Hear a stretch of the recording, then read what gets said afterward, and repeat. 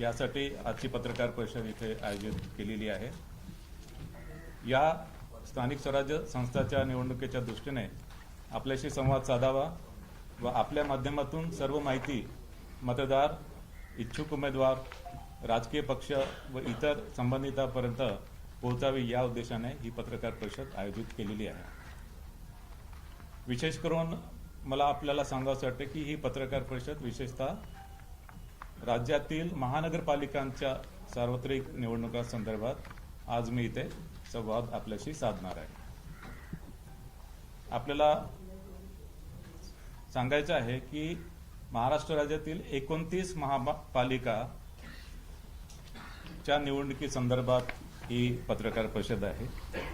त्यामधील 27 महानगरपालिकांची मुदत संपलेली आहे। 5 महापालिकांची 2020 मध्येच मुदत संपली होती।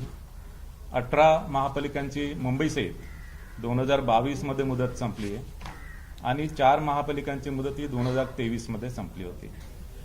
जालना आणि इचलकरंजी या 2 नवनिर्मित महापालिका आहेत आणि त्यांच्या संदर्भात पण आज मी माहिती सांगणार आहे।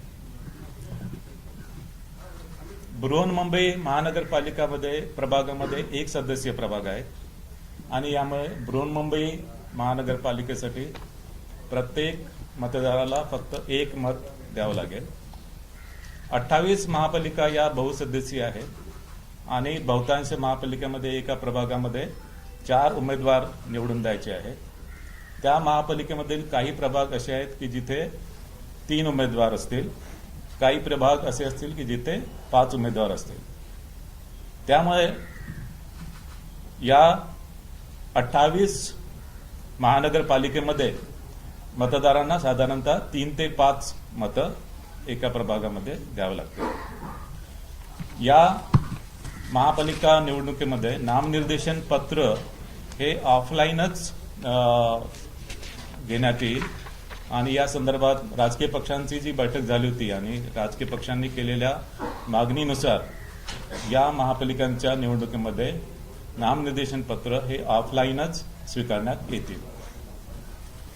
जात वैधता पडताळणी संदर्भात राखीव जागावर ज्यांना निवडणूक लढवायची आहे त्यांना जात प्रमाणपत्र व जात वैधता प्रमाणपत्र त्यांना सादर करणे आवश्यक आहे।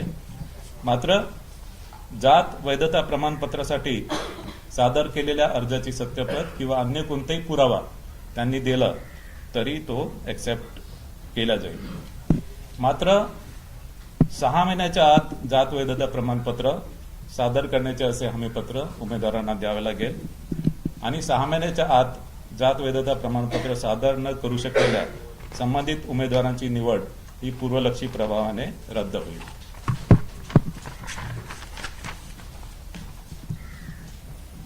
या निवडणुकीमध्ये एकूण मतदार हे 3,48,78,017 असणार आहेत। त्यापैकी पुरुष मतदार 1,81,93,666 असतील, स्त्री मतदार 1,66,79,755 असतील आणि इतर मतदार 4,590 असतील। या निवडणुकीमध्ये 39,147 इतके मतदान केंद्र निश्चित करण्यात आलेले आहेत।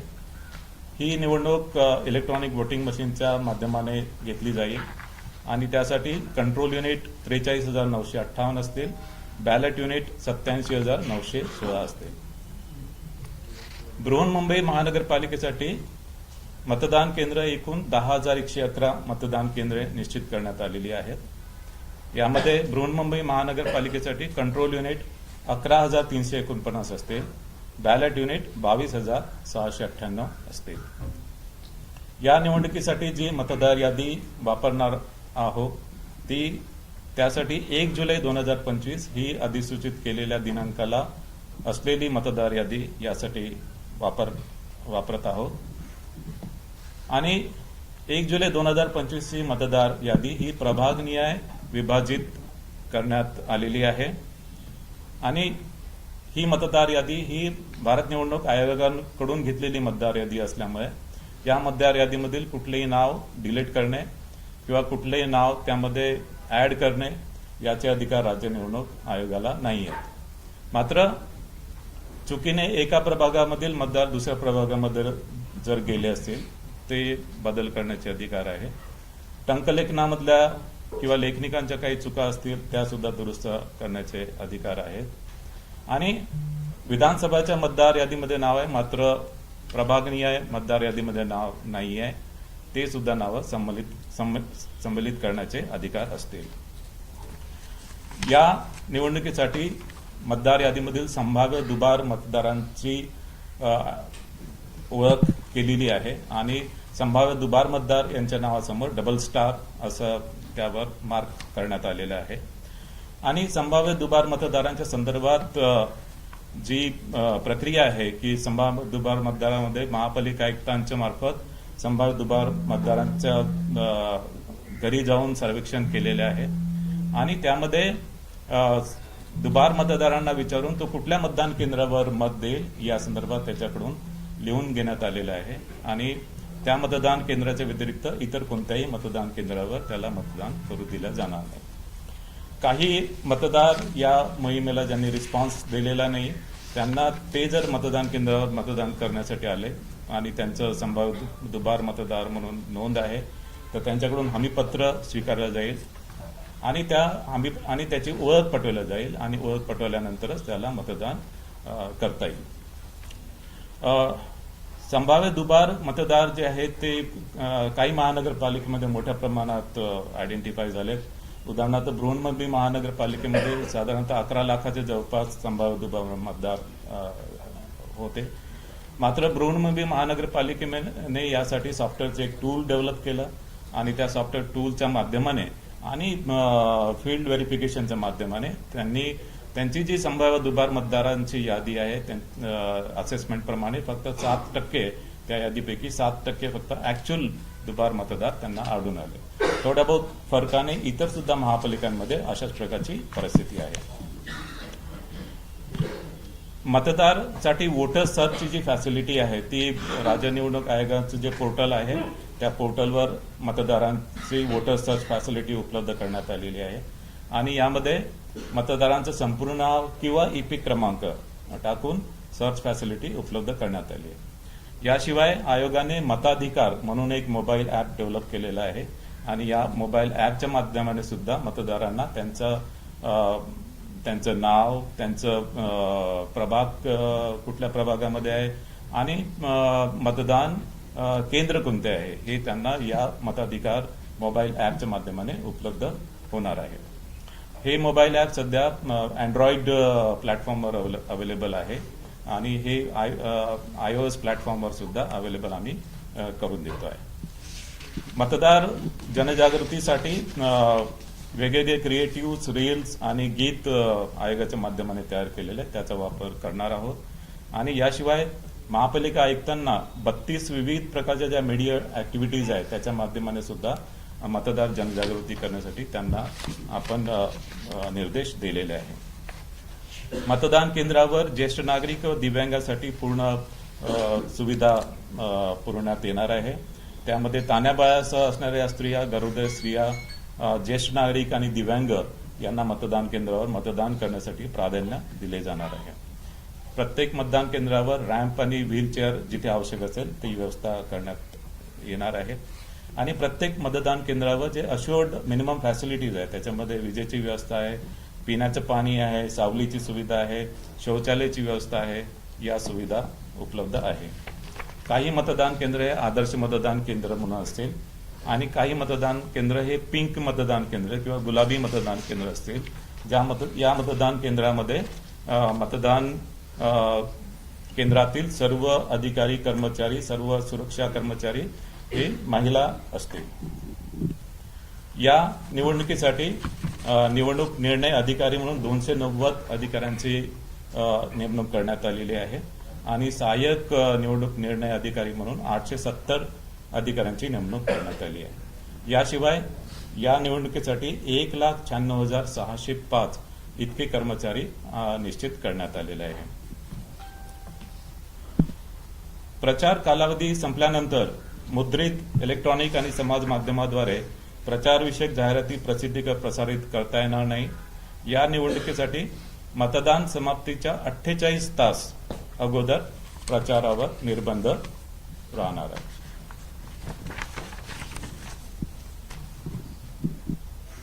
महापालिका स्तरीय माध्यम प्रमाणन व संनियंत्रण समिती स्थापन करण्यात आलेली आहे आणि विविध प्रसार माध्यमातील वृत्तांकनाच्या बाबतीत पाहणीसाठी संनियंत्रण व देखरेख या समितीमार्फत करण्यात येईल. राज्यस्तरीय माध्यम प्रमाणन व संनियंत्रण समिती सुद्धा स्थापन करण्यात आलेली आहे. याशिवाय राजकीय पक्षांशी वेळोवेळी संवाद साधण्यात आलेला आहे. राजकीय पक्षांसोबत बैठका घेऊन त्यांच्या सुद्धा सूचना विचारात घेण्यात आलेल्या आहे. स्टार कॅम्पेनरची संख्या ही 20 वरून 40 करण्यात आलेली आहे. आता मी थोडक्यात आकडेवारी सांगतो. एकूण महानगरपालिका ज्यांची निवडणूक होणार आहे त्या 29 आहे. एकूण जागा म्हणजे एकूण जागा ज्यासाठी निवडणूक होणार आहे ते 2869 जागांसाठी निवडणूक होणार आहे. त्यामध्ये महिला 1442, अनुसूचित जाती 341, अनुसूचित जमाती 77 आणि नागरिकांचा मागास प्रवर्ग 759. एकूण महानगरपालिका 29, एकूण जागा 2869, महिला 1442, अनुसूचित जाती 341, अनुसूचित जमाती 77, नागरिकांचा मागास प्रवर्ग 759. या निवडणुकीमध्ये ज्या निवडणुकीच्या खर्चावर जी मर्यादा आहे, बृहन्मुंबईसह अ वर्ग महानगरपालिकेसाठी 15 लाख, ब वर्ग महानगरपालिकेसाठी 13 लाख, क वर्ग महानगरपालिकेसाठी 11 लाख आणि ड वर्ग महानगरपालिकेसाठी 9 लाख. आजपासून संबंधित सर्व 29 महानगरपालिका क्षेत्रात आचारसंहिता लागू करण्यात आली आहे आणि जरी आचारसंहिता या 29 महानगरपालिका क्षेत्रापुरती जरी असेल तरी या महानगरपालिका क्षेत्राबाहेर जर एखादी घटना किंवा एखादा कार्यक्रम किंवा एखादी घोषणा अशा प्रकारे करण्यात आली की जी महानगरपालिकेच्या मतदारांवर प्रभाव करणारी आहे तर त्यावर सुद्धा आचारसंहिता लागू होणार आहे. मात्र ही आचारसंहिता नैसर्गिक आपत्तीच्या उपाययोजना आणि ज्या वेगवेगळ्या प्रकारच्या ज्या डिझास्टर्स येतात त्यासाठी मदतीसाठी ही आचारसंहिता यामध्ये आडकाठी असणार नाही. आता मी निवडणुकीचा कार्यक्रम आपल्याला सांगतो आहे आणि हा निवडणुकीचा कार्यक्रम बृहन्मुंबई महानगरपालिका आणि तसेच इतर महानगरपालिका या दोघांसाठी हा कार्यक्रम मी सांगतो आहे. नामनिर्देशन पत्र स्वीकारणे याचा कालावधी आहे 23 डिसेंबर ते 30 डिसेंबर 2025. 23 डिसेंबर ते 30 डिसेंबर 2025. नामनिर्देशन पत्र स्वीकारण्याचा कालावधी 23 डिसेंबर ते 30 डिसेंबर 2025. नामनिर्देशन पत्राची छाननी होणार आहे 31 डिसेंबर 2025. नामनिर्देशन पत्राची छाननी 31 डिसेंबर 2025. उमेदवारी माघारीची मुदत असणार आहे 2 जानेवारी 2026. उमेदवारी माघारीची मुदत 2 जानेवारी 2026. निवडणूक चिन्ह वाटप व अंतिम उमेदवारांची यादी. निवडणूक चिन्ह वाटप व अंतिम उमेदवारांची यादी 3 जानेवारी 2026. निवडणूक चिन्ह व अंतिम उमेदवारांची यादी 3 जानेवारी 2026. मतदानाचा दिनांक 15 जानेवारी 2026. मतदानाचा दिनांक 15 जानेवारी 2026. मतमोजणीचा दिनांक 16 जानेवारी 2026. मतमोजणीचा दिनांक 16 जानेवारी 2026. आता मी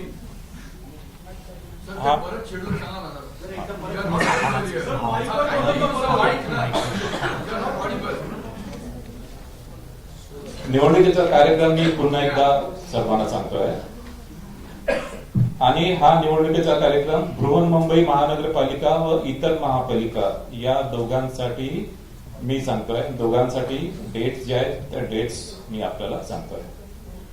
नामनिर्देशन पत्र स्वीकारणे नाम निर्देशन पत्र स्वीकारणे 23 डिसेंबर ते 30 डिसेंबर 2025. नाम निर्देशन पत्र स्वीकारणे 23 डिसेंबर ते 30 डिसेंबर 2025. नाम निर्देशन पत्राची छाननी, नाम निर्देशन पत्राची छाननी 31 डिसेंबर 2025. उमेदवारी माघारीची मुदत, उमेदवारी माघारीची मुदत 2 जानेवारी 2026. उमेदवारी माघारीची मुदत 2 जानेवारी 2026. निवडणूक चिन्ह वाटप व अंतिम उमेदवारांची यादी, निवडणूक चिन्ह वाटप व अंतिम उमेदवारांची यादी 3 जानेवारी 2026. निवडणूक चिन्ह वाटप व अंतिम उमेदवारांची यादी 3 जानेवारी 2026. मतदानाचा दिनांक, मतदानाचा दिनांक 15 जानेवारी 2026. मतदानाचा दिनांक 15 जानेवारी 2026. मतमोजणीचा दिनांक, मतमोजणीचा दिनांक 16 जानेवारी 2026. मतमोजणीचा दिनांक 16 जानेवारी 2026. आता हीच माहिती मी, निवडणुकीच्या कार्यक्रमाची माहिती मी हिंदीमध्ये आपल्याला देतो आहे. राज्य की बृहन्मुंबई महानगर पालिका सहित 29 महानगर पालिका का चुनाव कार्यक्रम मैं घोषित कर रहा हूं. नामांकन पत्र जमा करना, नामांकन पत्र जमा करना 23 दिसंबर से 30 दिसंबर 2025. नामांकन पत्र जमा करना 23 दिसंबर से 30 दिसंबर 2025. नामांकन पत्रों की जांच, नामांकन पत्रों की जांच 31 दिसंबर 2025. नामांकन पत्रों की जांच 31 दिसंबर 2025. उम्मीदवारी वापस लेने की अंतिम तारीख, उम्मीदवारी वापस लेने की अंतिम तारीख 2 जनवरी 2026. उम्मीदवारी वापस लेने की अंतिम तारीख 2 जनवरी 2026. चुनाव चिन्ह वितरित करना, चुनाव चिन्ह वितरित करना और उम्मीदवारों की अंतिम सूची, चुनाव चिन्ह वितरित करना और उम्मीदवारों की अंतिम सूची 3 जनवरी 2026. चुनाव चिन्ह वितरित करना और उम्मीदवारों की अंतिम सूची 3 जनवरी 2026. चुनाव की तारीख, चुनाव की तारीख 15 जनवरी 2026. चुनाव की तारीख 15 जनवरी 2026. मतगणना, मतगणना 16 जनवरी 2026. मतगणना 16 January 2026. Now I will tell this election program in English. I am declaring the election schedule of 29 municipal corporation in Maharashtra. Filing of nomination, filing of nomination 23rd December to 30th December 2025. Filing of nomination 23rd December to 30th December 2025. Scrutiny of nomination, scrutiny of nomination 31st December 2025. Scrutiny of nomination 31st December 2025. Withdrawal of candidature, withdrawal of candidature 2nd January 2026. Withdrawal of candidature 2nd January 2026. Allotment of election symbol, allotment of election symbol and final list of contesting candidate. Allotment of election symbol and final list of contesting candidate 3rd January 2026. Allotment of election symbol and final list of contesting candidate 3rd January 2026. Date of poll, date of poll 15th January 2026. Date of poll 15th January 2026. Counting of votes, counting of votes 16th January 2026. Counting of votes 16th January 2026. So this is the election schedule.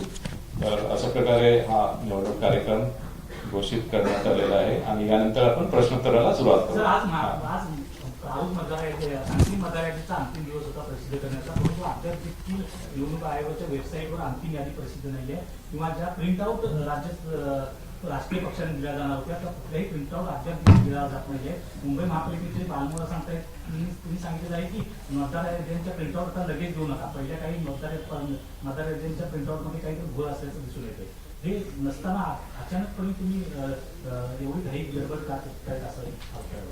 फक्त बृहन्मुंबई महानगरपालिकेच्या संदर्भात मतदार यादींच्या याच्यामध्ये technical issue होता, तो technical issue sort out झालेला आहे आणि आता कुठल्याही प्रकारचा टेक्निकल इश्यू त्याच्यामध्ये राहिलेला नाही आणि मतदार यादीबाबत कुठल्याही प्रकारचा गोळ नाही आहे आणि जो थोडा एक इश्यू आलेला होता तो आम्ही सॉर्ट आउट केलेला आहे.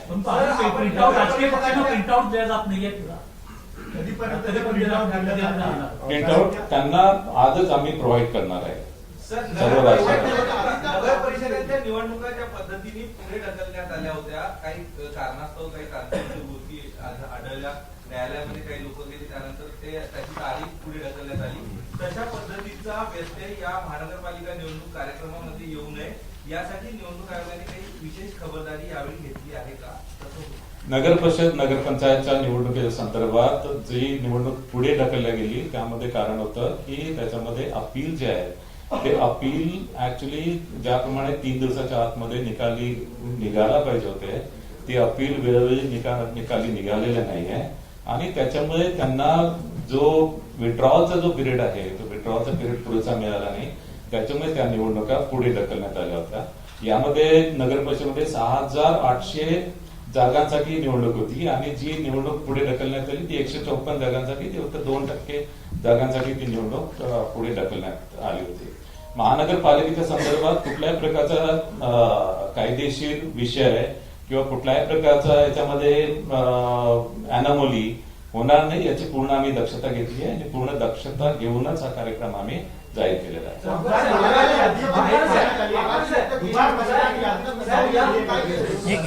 एक प्रश्न आहे की ज्या नुकत्या स्थानिक स्वराज्य संस्थांच्या निवडणुका पार पडल्या, अनेक राजकीय पक्षांनी नाराजी व्यक्त केली आहे निवडणूक आयोगाच्या एकूण कारभारावर, कारण प्रचंड जोर दिसून आला. मग निवडणुका काही ठिकाणी पुढे ढकलणं असेल, काही ठिकाणी जो ब्रीथिंग पिरियड असतो प्रचार समाप्तीचा तो रात्री 10 वाजेपर्यंत होता आणि दुसऱ्या दिवशी सकाळी पुन्हा 7ला मतदान सुरू झालं. परत निवडणुकीचा निकाल घोषित करणं सुद्धा तुम्हाला 21 तारखेला ती तारीख पुढे ढकलावी लागली. या सगळ्या कारभारावर अनेक राजकीय पक्षांनी नाराजी व्यक्त केलेली आहे. तुमचं मत काय? मुख्यमंत्र्यांनी नाराजी व्यक्त केली. यामध्ये ऍक्च्युली जी निवडणूक पुढे ढकलण्यात आली त्यामध्ये त्याला कारण होतं, कारण की ज्या ठिकाणी अपील फाईल झालेले होते त्या अपील डिसाईड करण्यासाठी उशीर झाला आणि तो अपील डिसाईड करण्यासाठी उशीर झाला म्हणून तिथे उमेदवारी मागे घेण्याची विड्रॉलसाठी जी 3 दिवसाची जी मुदत आहे रूल नंबर 17(ब) प्रमाणे 3 दिवसाची मुदत तिथे देता आली नाही आणि त्याच्यामुळे त्या निवडणुका आपण पुढे ढकलल्या. ऍक्च्युली ज्या निवडणुका पुढे ढकलल्या नाही त्यांचं जे मतमोजणीचं जे काम आहे ते आम्ही 3 डिसेंबरलाच ठेवलेलं होतं. मात्र माननीय उच्च न्यायालयाच्या आदेशाप्रमाणे ही जी मतमोजणी आहे मतमोजणी आता ज्या निवडणुका पुढे ढकलल्या आहेत त्या सर्व आणि 2 डिसेंबरला जे मतदान झालेलं आहे आणि आता 20 डिसेंबरला ज्या निवडणुका होणार आहे यानंतर सर्वांचंच मतमोजणी ही 21 डिसेंबर रोजी होणार आहे.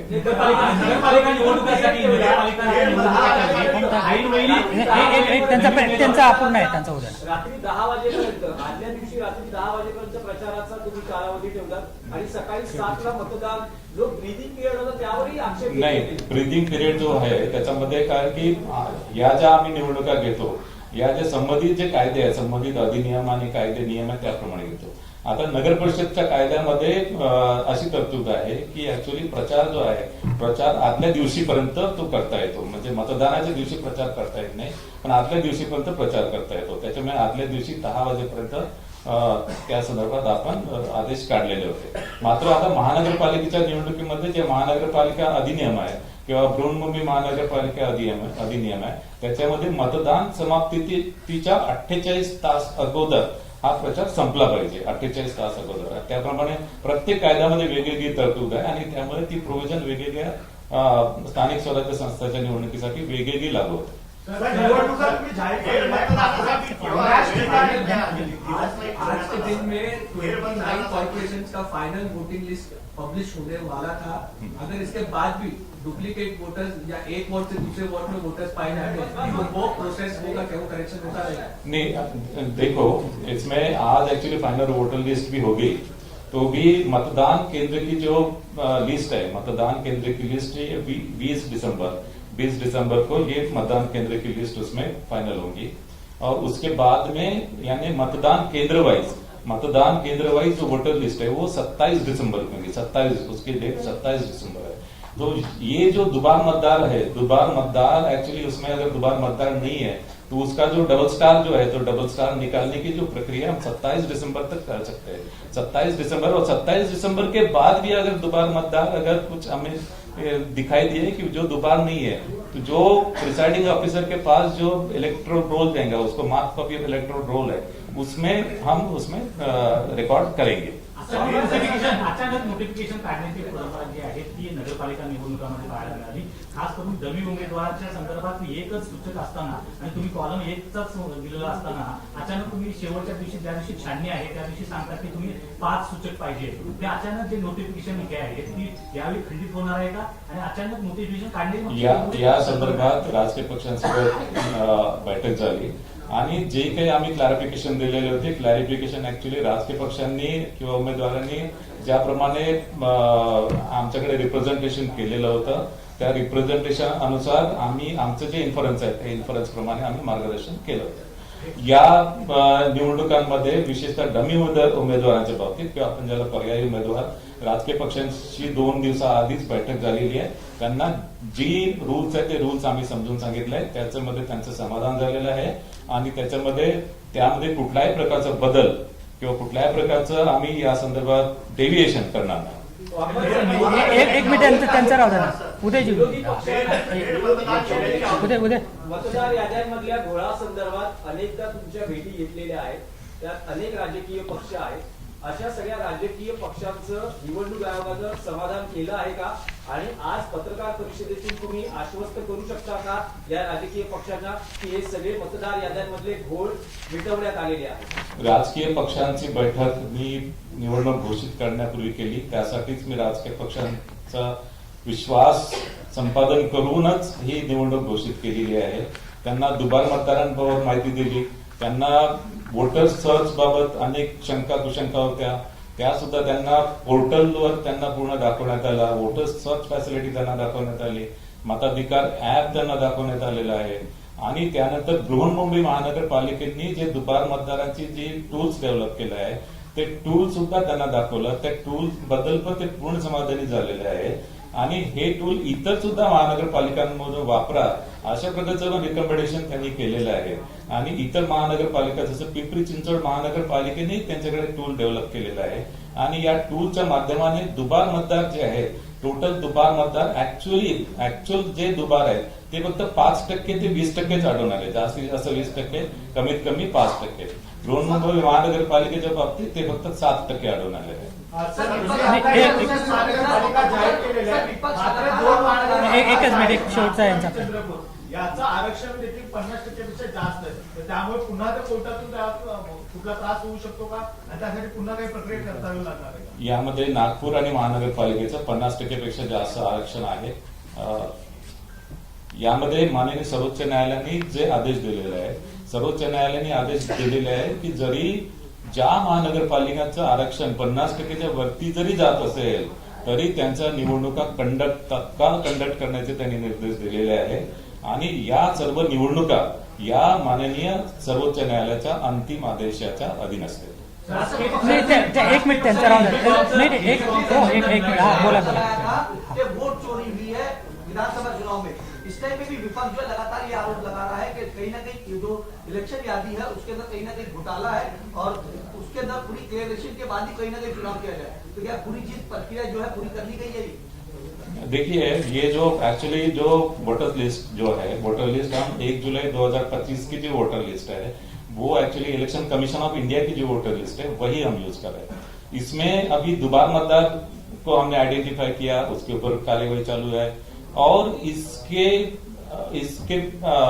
इसमें और एक ऐसी आपत्ति है कि एक्चुअली जैसे नवी मुंबई महानगर पालिका में एक ऐसा हमको इसमें रिप्रेजेंटेशन आया था कि महापालिका आयुक्त है, महापालिका आयुक्त के घर में 150 मतदार दिखाई दिए, लेकिन एक्चुअली उसमें हमने उसका इन्वेस्टिगेशन किया। उसमें ऐसा है कि वहां पे जो सेक्शन एड्रेस है, वो सेक्शन एड्रेस एक्चुअली वो एक्चुअल वोटर का एड्रेस नहीं होता है। सेक्शन एड्रेस एक लैंडमार्क टाइप का होता है, उसमें 2-3 लैंडमार्क ऐसे उसमें मेंशन होता है, और वो एक्चुअली सेक्शन एड्रेस के अगेंस्ट में वो 150 मतदार उसमें निकले थे। यानी ऐसा नहीं कि हर मतदार का जो एड्रेस है वो महानगर पालिका आयुक्त का निवास था, ऐसे नहीं था।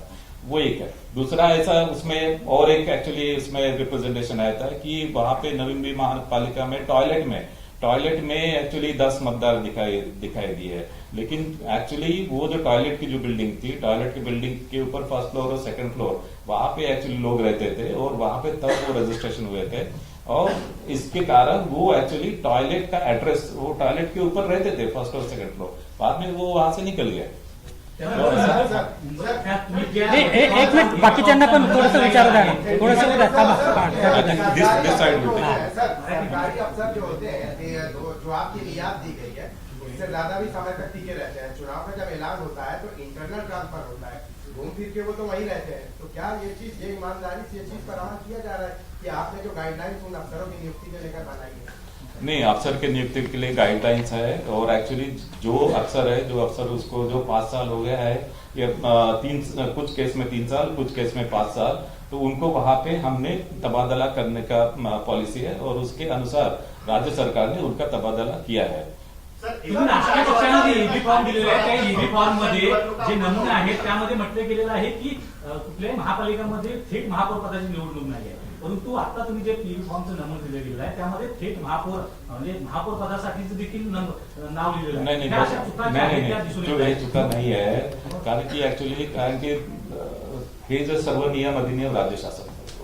आता याच्यामध्ये नगर परिषदेमध्ये कधी नगराध्यक्ष पद असते, कधी निघून जाते, त्याच्यामध्ये हे बदल होत राहतात। आणि तसंच म्हणजे महापौर पद जे आहे ते कधी डायरेक्ट इलेक्शन होईल, कधी होणार नाही, आणि त्याच्यामुळे तो जो नमुना जो आहे तो यथास्थिती महापौर जर असेल तर तो महापौरासाठी वापरला जाईल, कारण की हे जे नियम अधिनियम हे आमच्या हातामध्ये नाही आहे, हे ऍक्च्युली राज्य सरकार। आता नगराध्यक्षाच्या बाबतीत कधी नगराध्यक्षची डायरेक्ट निवडणूक होत होती, कधी नगराध्यक्ष ऍक्च्युली त्यानंतर इनडायरेक्ट त्याचे इलेक्शन होत होतं, आणि त्याच्यामुळे फॉर्मॅट जे आहे ते फॉर्मॅट आपले युनिफॉर्म असायला पाहिजे, एकच फॉर्मॅट असायला पाहिजे, त्याच्यामुळे ती प्रोव्हिजन केलेली आहे। इकडे थांबा, एकच मिनिट यांचा उद्या। अभी तक डुप्लीकेट वोटर्स का टोटल नंबर आ चुका है। मैंने आपको बताया डुप्लीकेट वोटर जो है, डुप्लीकेट नहीं, दुबार वोटर्स जो है, मैंने संभाव्य दुबार ऑन एंड अराउंड 15 लाख है, ऑन एंड अराउंड 15 लाख। उसमें से ये 15 लाख ऑल ओवर महाराष्ट्र की फिगर बताऊं, उसमें से मुंबई का जो है, मुंबई का 11.5 लाख अकेला मुंबई का है, और उसमें 11.5 लाख में मुंबई ने जो एक्सरसाइज किया है, उसमें वो एक्सरसाइज में उनको ऐसा दिखाई दिया है कि एक्चुअल दुबार जो है वो सिर्फ 70,000 to 80,000 है। 31 जानेवारीपर्यंत स्थानिक स्वराज्य संस्थांच्या निवडणुका पूर्ण होतील का सर्वोच्च न्यायालयाने दिलेल्या निर्णयानुसार? आणि दुसरं, यामध्ये फेरमतदान जर करायची गरज पडली तर त्याची तारीख कशी स्पेसिफिक असेल का? यामध्ये बघा 31 जानेवारी 2026 पर्यंत सर्व निवडणुका घ्यायच्या आहेत। आम्हाला नगर परिषद नगरपंचायतच्या निवडणुका ऍक्च्युअली मोस्टली 90% आम्ही घेतलेल्या आहेत, आता 10% शिल्लक आहे, ते आपण 20 तारखेला घेणार आहे आणि 21 तारखेला निकाल लागणार आहे। सेकंड, एक minute let me complete. Second, महानगरपालिकेचं जे आहे, महानगरपालिकेचं आताच आपण घोषित केलेलं आहे, ते सुद्धा 31 जानेवारीच्या आधी होईल। आता जिल्हा परिषद पंचायत समितीच्या बाबतीत माननीय सर्वोच्च न्यायालयाने आदेश दिलेला आहे की फक्त ज्या जिल्हा परिषद पंचायत समिती याचं रिझर्वेशन जे आहे 50%च्या आतमध्ये जिथे आहे तिथेच तुम्ही घ्या। आता या जिल्हा परिषद पंचायत समितीचं ज्याच्यामध्ये रिझर्वेशन 50%च्या आतमध्ये आहे त्या फक्त 12 जिल्हा परिषद आहेत, आणि या 12 जिल्हा परिषदचं नियोजन आम्ही करतो आहे, आमची अडचण आहे की या निवडणुका जसं विधानसभा लोकसभेच्या निवडणुका असतात त्याच्यापेक्षा खूप कॉम्प्लेक्स या निवडणुका असतात. याच्यामध्ये एकेका प्रभागामध्ये 4 उमेदवार आपल्याला निवडून द्यायचा असतो. नगर परिषद नगर पंचायत मध्ये 1 अध्यक्ष आणि 2 मेंबर निवडून द्यायचा आहे. जिल्हा परिषद मध्ये एक गटासाठी आणि 1 गणासाठी. आणि या इतक्या कॉम्प्लेक्स असल्यामुळे फार मोठ्या प्रमाणात आपल्याला अधिकाऱ्यांची गरज भासते.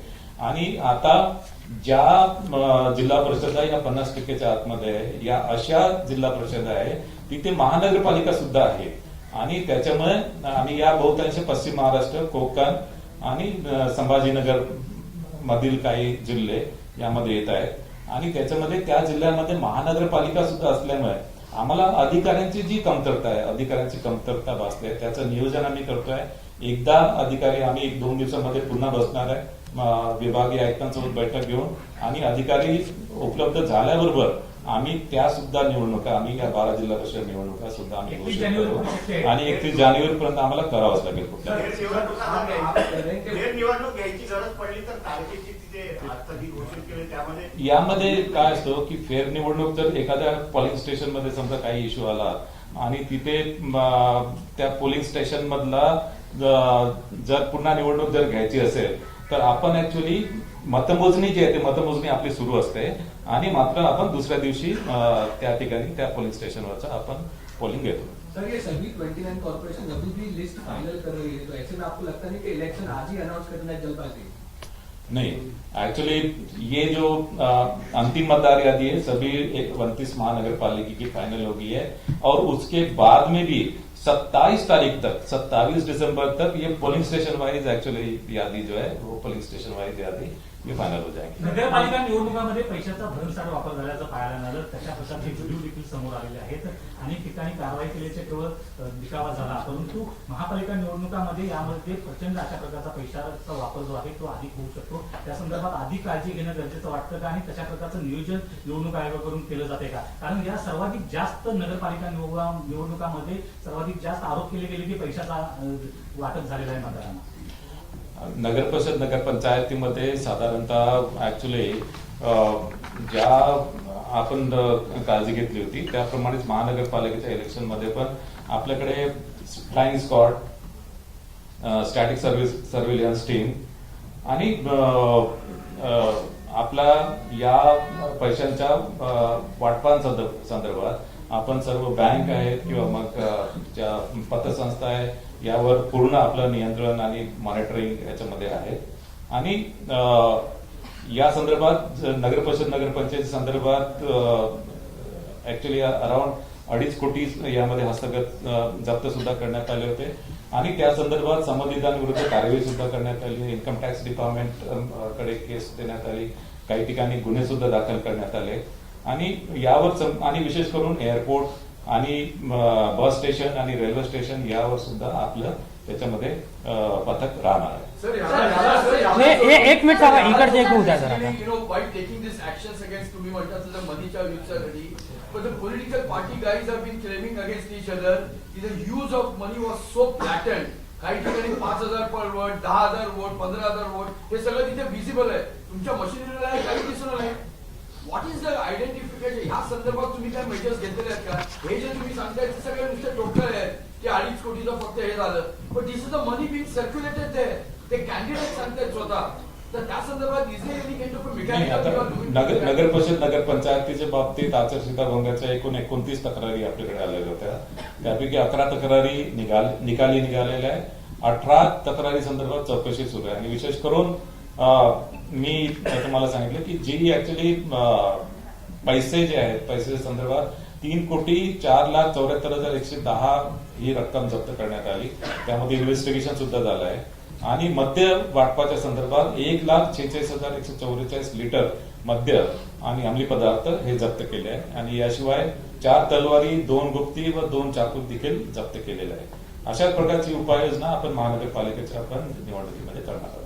Election Commission is in hurry to conduct the election, and Shivsena UBT sent you a letter today, and they are mentioning that such action raised doubt about the credibility of the election process. What will be your answer on that? No, actually, basically, we have assessed everything. We have assessed the manpower requirement. We have assessed the electoral roll, and actually, we have also identified Dubar voters, and the exercise of Dubar voter has also been undertaken. And as far as the electronic voting machine, that also we have assessed. So, a sufficient number of electronic voting machine is available. Error-free electoral roll is there, and we have to conduct these elections under any circumstances before 31st January, as per Honorable Supreme Court mandate. So, actually, basically, all the preparations for the elections are there, and when we were ready for the election, then only we have declared the elections. The app and the voting site that you mentioned, the website in which anomalies will be regularized, or what are the steps that are being taken to deal with these anomalies? See, actually, as far as the Dubar voters are concerned, the number one, actually, whichever voters which are marked as Dubar and the double star has been marked. So these voters are contacted by the municipal commissioner and their officers and staff. And actually, option has been taken from the voter in which polling station he will vote. And accordingly, it is marked in the electoral roll. And in other polling stations where his name is appearing, so there also it is marked that he will vote at a particular polling station. So he will be allowed voting in a particular polling station, not other polling station. As far as the other, let me complete our question. So as far as the other voters are concerned who have not responded, so there in that case, if those voters come for voting at the polling station, then Hami Patra will be taken from those voters, and on the basis of that Hami Patra and on the basis of preliminary inquiry by the presiding officer, he will be allowed to vote. So we will be taking action against hate speech. Everyone's talking about Muslim mayor. So once this thing starts, the process starts, will you be taking strong action against this? Yeah, definitely. Actually, there has been committee formed, so which actually during my briefing I have told you about the committee, and that committee is actually formed under the chairmanship of municipal commissioner. And also, if it involves more than one municipal corporation, there is also state level committee which is actually headed by my secretary of the State Election Commission. So these committees are empowered to take action against such incidents. समजा जानेवारीला मकर संक्रांतीची सुट्टी आहे, त्यानंतर 15 जानेवारीला परत मतदान आहे. सलग सुट्ट्या लागल्यामुळे या मतदान प्रक्रियेवर मतदानासाठी जास्त लोक येतील असं वाटतं, फरक पडेल असं वाटतं, कारण शुक्रवारची सुट्टी घेऊन लोक सुट्ट्या घेऊ शकतात सलग. ऍक्च्युली या सर्व गोष्टी कन्सिडर करून आणि ज्या दिवशी ऍक्च्युली जास्तीत जास्त मतदान होईल हे याचा अभ्यास करूनच आम्ही 15 जानेवारी ही डेट फायनल केलेली आहे.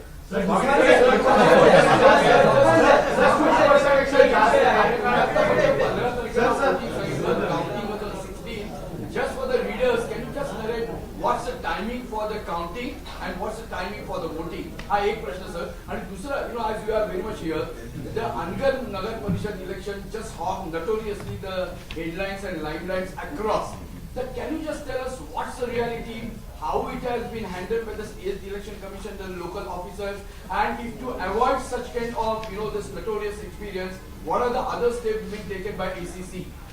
See, actually, the time for the poll will be 7:30 from 7:30 in the morning till 5:30 in the evening. So, time for the poll will be 7:30 in the morning till 5:30 in the evening. And at 5:30 in the evening, so actually whatever voters, those are in the queues, those also will be basically taken for the voting. So the procedure is that you go to the last voter standing in the queue and start distributing the cheats, and those voters will be allowed to vote. That's one thing. Second thing, as far as the Angar Nagar Panchayat is concerned, so there were actually complaints about filing of nomination. So there was actually allegations that pressure has been put on that candidate, and that candidate is getting prevented from filing of nomination. So we actually take swift action. So we discussed with the collector and SP, and collector SP provided a lot of security to the candidate, and she was able to file the nomination. So now, but during the scrutiny of the nomination, her nomination was rejected, and actually the scrutiny of nomination is basically a quasi-judicial process, and that only can be challenged in the civil court. So accordingly, the case went to the civil court, and civil court dismissed the case. Yeah. Waghmare साहेब, एक आहे की या स्थानिक स्वराज्य संस्थांच्या निवडणुकांमध्ये सिंधुदुर्गामध्ये बरेचसे आरोप झाले राजकीय पक्षांकडून की पैसे वाटप खूप मोठ्या प्रमाणावर झालं.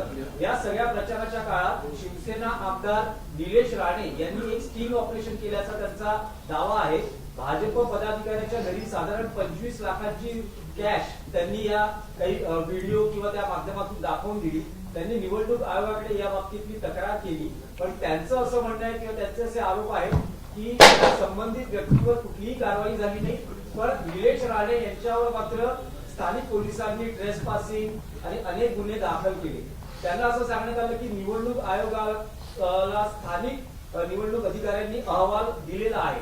तर या सगळ्या प्रकरणामध्ये निवडणूक आयोगाने काही कारवाई केली आहे का, याच्यामधली सत्यता पडताळून पाहिली आहे का, या बाबतीत आता आपण काय सांगता? नाही, यामध्ये आता ही जी रक्कम आहे ही एक रक्कम ऍक्च्युअली बेडरूम मध्ये होती, बेडरूम मध्ये जप्त करण्यात आली. आणि बेडरूम मध्ये जे कारण की हे मतदारांना वाटप करताना असं ऍक्च्युअली त्याच्यामध्ये निदर्शनास आलं नाही मतदारांना ऍक्च्युअली, आणि मतदारांना वाटप करताना निदर्शनास आलं तर तो डेफिनेटली गुन्हा ठरला असता. मात्र ही बेडरूम मध्ये दिसून आल्यामुळे त्याच्यामुळे ही केस जी आहे ती एक केस तिथले जे कलेक्टर आहेत, कलेक्टर सिंधुदुर्ग यांनी इन्कम टॅक्स डिपार्टमेंटकडे दिलेली आहे, आणि इन्कम टॅक्स डिपार्टमेंट मार्फत त्याचं इन्व्हेस्टिगेशन सुरू आहे. सर जैसे वोटर के स्टैंड पे जो है उनका फोकस किया जाता है, फिर भी जो वोटर्स है वो अपना वोट नहीं डाल पाता.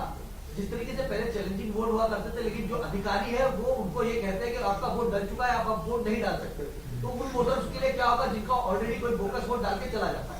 नहीं, ये जो होता है ना, जो एक्चुअली वोटर्स जो है उसका वो वोटर्स अगर वोट करने के लिए आता है और वहां पे उसको दिखाई दिया कि उसके नाम से और कोई वोट करके चला गया, तो उसमें एक्चुअली उसको जो वोट है उसको टेंडर वोट बोलते हैं. उसको एक्चुअली वो बैलेट पेपर पे उसको वोट करने दिया जाता है, और वो जो पेपर है बैलेट पेपर वो अलग लिफाफे में रखते हैं. सर बहुत सारे अधिकारी जो है वो पहले कहते हैं कि आपका वोट डल चुका है, आप वोट नहीं डाल सकते. नहीं, टेंडर वोट वो कर सकता है, he can actually vote, but his vote will be termed as a tender vote. Sir, I know that there has been always a stipulation from any kind of an ECA officer or from your side that the strong rooms cannot be poached or strong rooms cannot be tampered. But a lot of political parties and those who are individually contesting the elections are making such kind of noise about, somebody is entering there. कालची एक interesting आहे की कोणीतरी उंदरांनी म्हणे ते तोडली वगैरे. The reported that. Maybe truth or not, we don't know. So, can you just tell us what are the arrangements being made basically to keep this entirely secure and have a total safety around this entire strong room? So we have taken sufficient measures for the security of the strong room. Number one, the CCTV cameras. So CCTV cameras have been installed, and since actually the electronic voting machine has to keep for a very long time, so the polling was on 2nd, and then actually counting is on 21st. So actually we ensured that these CCTV cameras have got sufficient memory space, and wherever the memory space was not sufficiently available, there we have directed the returning officer to install additional new cameras there, so that sufficient memory space is available. And in some of the places, candidates have also put up their CCTV cameras. The candidates have also been allowed to put up their lock on the strong room, and actually they have been allocated spaces so where they can actually see the actual proceedings of the actually see the door of the strong room, and fumigation has also been done. So I have also basically read about, like in one strong room, basically there was some gap in the door because of the rat, but then it was found that it was because of rat. There was no manual intervention in that.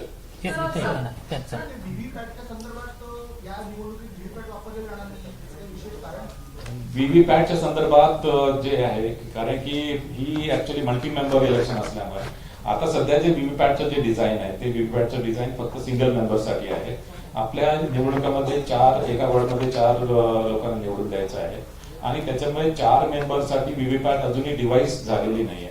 या संदर्भात देशातल्या सर्व राज्य निवडणूक आयोगांनी एक committee, technical evaluation committee स्थापन केली आहे. त्याच्यामध्ये IIT, IIMचे प्रोफेसर्स, IIT आणि ISCचे प्रोफेसर्स आहेत त्याच्यामध्ये, आणि त्यांनी आमच्यासाठी म्हणजे राज्य निवडणूक आयोगासाठी इलेक्ट्रॉनिक वोटिंग मशीन त्यांनी डिझाईन केलं, पण व्हीव्हीपॅटचं डिझाईन अजूनपर्यंत त्यांनी तयार केलेलं नाही, कारण की व्हीव्हीपॅट डिझाईन हे चार याच्यामध्ये उमेदवार असल्यामुळे त्याचं डिझाईन खूप कॉम्प्लेक्स आणि चॅलेंजिंग आहे, आणि त्यामुळे हे डिझाईन तयार झाल्यानंतर मग ते डिझाईन फिजिबल असेल तर त्याच्यानंतर व्हीव्हीपॅट आपल्याला वापरता येईल. आणि त्याच्यामुळे सध्या जे निवडणुकीचे जे नियम आहेत त्याच्यामध्ये व्हीव्हीपॅट वापरण्यासंदर्भात कोणतीही तरतूद नाही आहे. 2005 मध्ये इलेक्ट्रॉनिक वोटिंग मशीन वापरण्याची तरतूद करण्यात आली होती, मात्र व्हीव्हीपॅट संदर्भात कुठल्याही प्रकारची तरतूद नाही.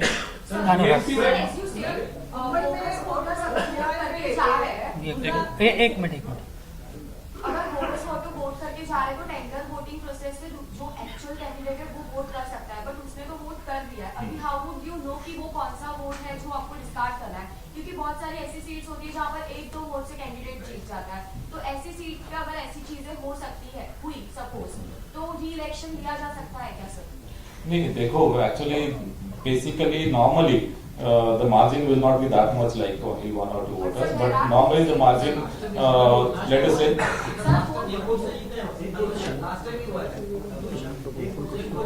there are huge possibilities. Basically the provision is that whichever tender votes are never counted.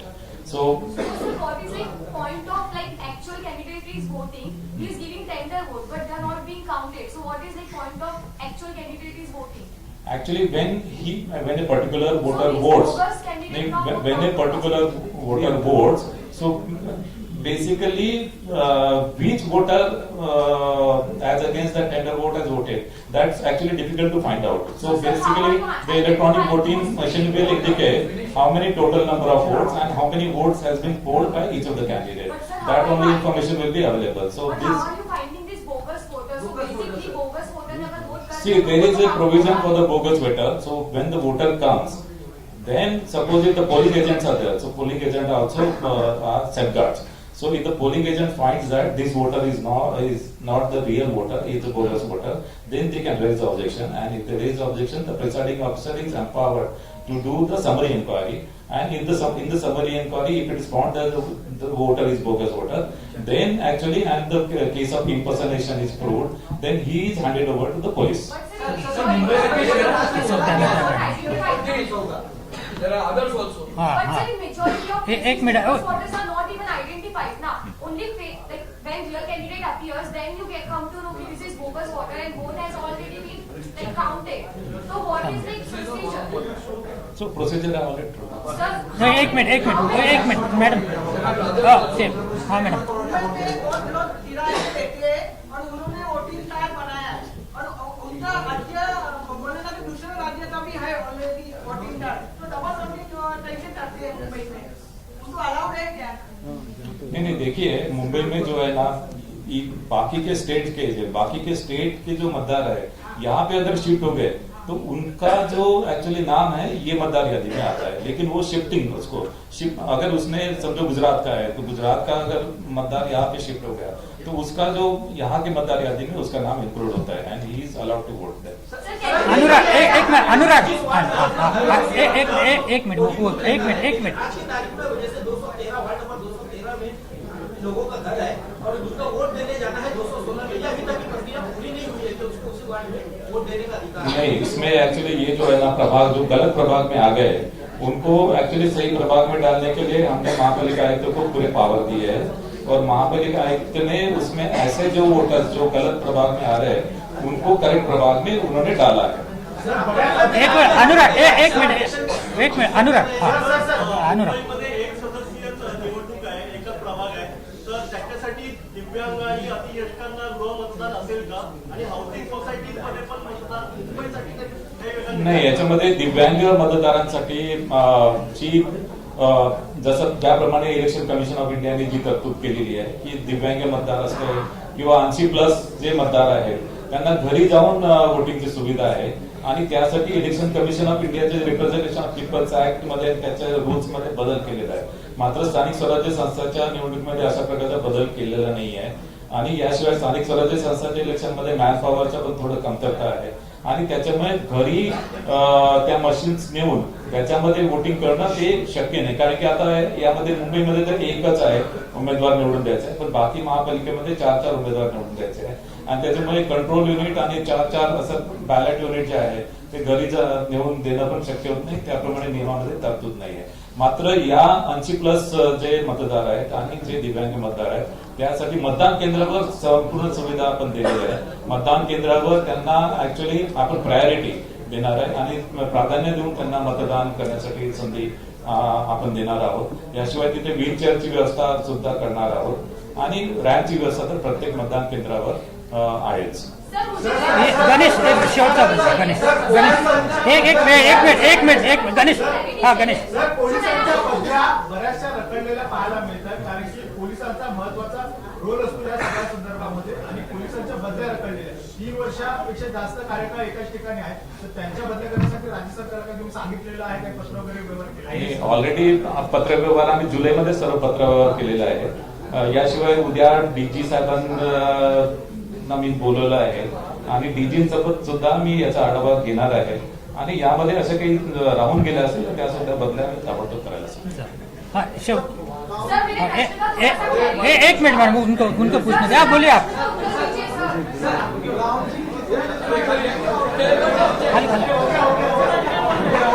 तर आता आपण सर्व चर्चा केलेली आहे. याच्याशिवाय हे एंड नाही आहे. याच्याशिवाय काही प्रश्न असतील तुम्ही पर्सनली माझ्याकडे ज्यांचं समाधान झालेलं नसेल त्यांनी पर्सनली माझ्याकडे या आणि त्याचं मी उत्तर देईन.